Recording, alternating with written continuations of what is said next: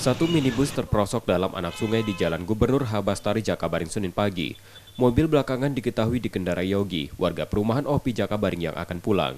Polisi lalu lintas yang berada di lokasi kejadian menerangkan, peristiwa terjadi karena minibus yang melewati lokasi kejadian. Pengemudinya diduga mengantuk dan tak mengetahui ada penyempitan jalan, lalu terperosok dalam anak sungai.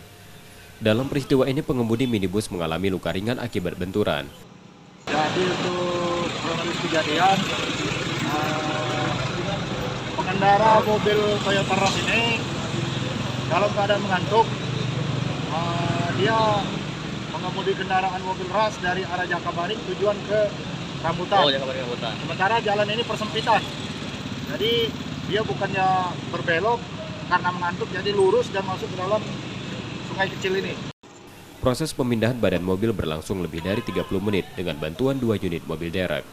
Yudi Kiswanto, Kompas TV, Banyuasin, Sumatera Selatan.